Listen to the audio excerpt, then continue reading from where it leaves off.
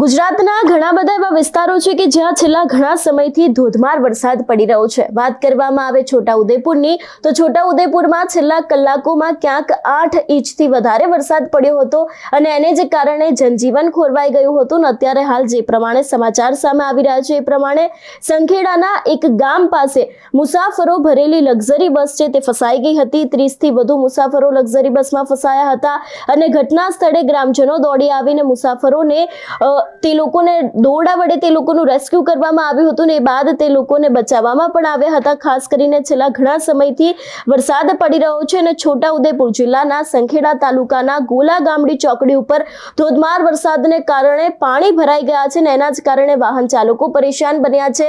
Luxury bus ફસાઈ ગઈ છે। લગભગ 30 જેટલા લોકો છે એ લોકો આ ધોધમાર વરસાદમાં ફસાયા હતા અને ગ્રામજનોએ દોરડા વડે તે લોકોનું રેસ્ક્યુ કર્યું છે। ખાસ કરીને સૌથી પહેલા તો એ દ્રશ્ય ઉપર નજર કરીએ ને બાદ લોકોનું શું માનવું છે તે પણ સાંભળીએ। રાત્રે ફૂલ વરસાદના કારણે મોડાસર ચોકડી દર વર્ષની જેમ આજે પણ એમ ઘૂંટણસમાં પાણી ભરાઈ ગયા છે અને બાઇકો અવર જવરમાં મુશ્કેલી પડે છે અને મોટા વાહનો પણ એમ થોડું તકલીફમાં ધોવાઈ ગયેલું છે। દર વર્ષે આ આજુબાજુ બાંધકામને લીધે અને પાણીનો નિકાલનો પ્રશ્ન છે અને ગટરની વ્યવસ્થા કરવામાં આવે તો આપણા ગામડીમાં દર વખતે આ રીતના પાણી ભરાઈ જાય છે।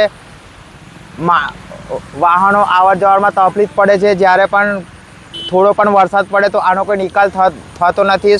સ્કૂલે છોકરાઓને જવાને પણ તકલીફ થાય છે અને નોકરી જવાવાળા લોકોને પણ વગર કામની રજાઓ પાડવી પડે છે। તો આનો કોઈ નિકાલ લાવવા વિનંતી। દર વખતે આ ગામડીમાં આ દર વરસાદમાં પાણી ભરાય છે ને આ પાણીનો કોઈ નિકાલ કોઈ કરતું નહીં ને દર વખતે આ વાહનોની અવર જવરમાં આ 2 વ્હીલર 4 વ્હીલર વાળાના બચારા ગાડીઓ બગડી જાય છે। છોકરાઓને ભણવા માટેની તકલીફ બી છે અને આ કાયમનું છે। જ્યારે બી ભારે વરસાદ પડે છે ત્યારે બધું જ જામ થઈ જાય છે। આ ગામડીના વાઘોડિયા રોડ પર હોય પાણી ભરાઈ જાય છે અને બાદરપુર જવાના માર્ગ પર સંખેડાના માર્ગ પર પણ પાણી ફૂલ થઈ જાય છે। એટલે વાહનો અમુક વચ્ચે ખોટકાઈ જાય છે। 4 વ્હીલરો 2 વ્હીલરોને જવા માટે બહુ મોટી તકલીફો થઈ જાય છે। સુરેશભાઈ પરમાર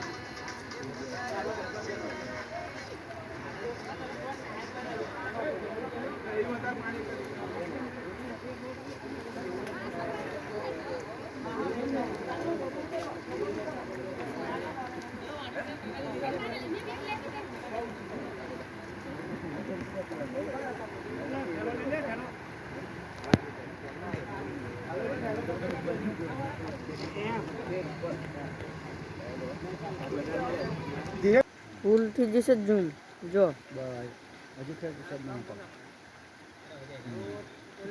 ચાલીનો પ્લસ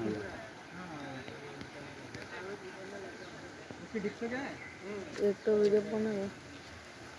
એક જ ટાયરનું બધે બનાવવાનું એમ ચોકલેટ ફેરવવાનું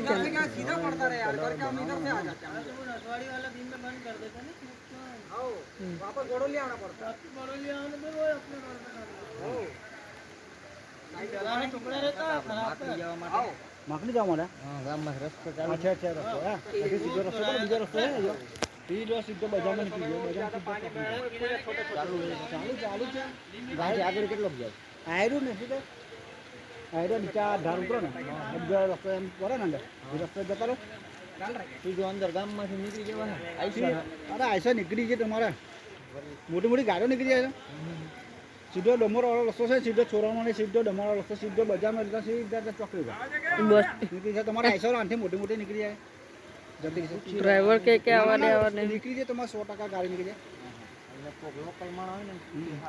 ના નીકળી છે ગાડી તમારી ગાડી ઉતરીને કેટલો આગળ છે આયરું નજીક જ છે 500 મીટર છે ના આ તમે ઢાળ ઉતરીને આવે ને આપણે એમ ઢાળ ઉતરશે ને એ આવ્યા એમ રસ્તો જ આવે એમ જાય એમ ચોકડી પર તમે આવે ને એ પાડી એમ રસ્તો પર ને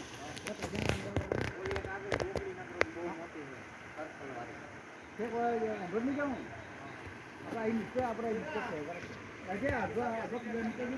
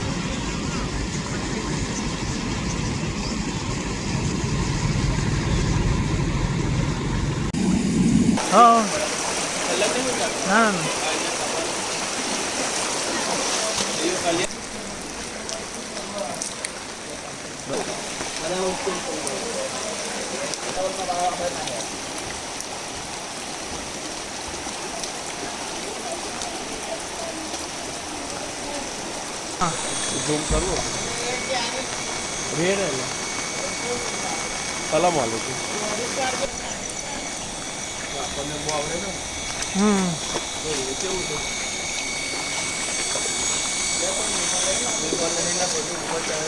સારું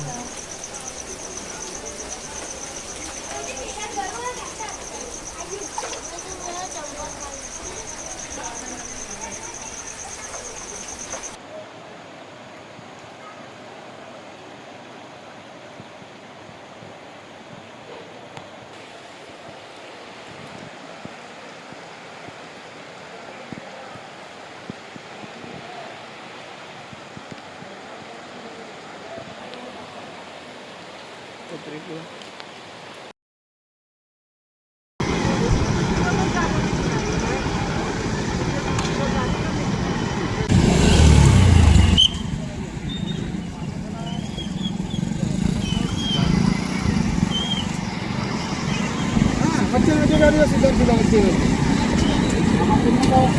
સમજ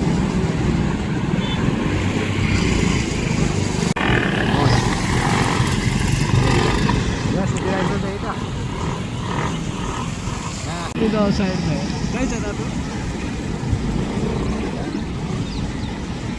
कोई नहीं आप मंदिर जो है तो मारी मोटरसाइकिल में तो ओछું થયું ને બહુ હતું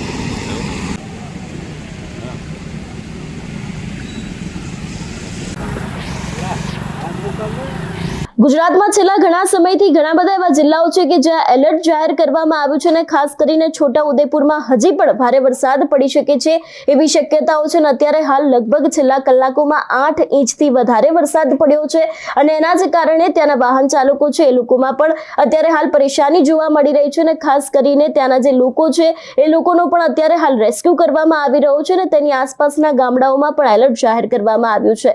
તમારું શું માનવું છે આ વિષયને લઈને અમને કમેન્ટ કરીને ચોક્કસ જણાવજો। તેની સાથે અમારી ચેનલ નિર્ભય ન્યૂઝને લાઇક, શેર અને સબસ્ક્રાઇબ કરવાનું ભૂલશો નહીં। નમસ્કાર।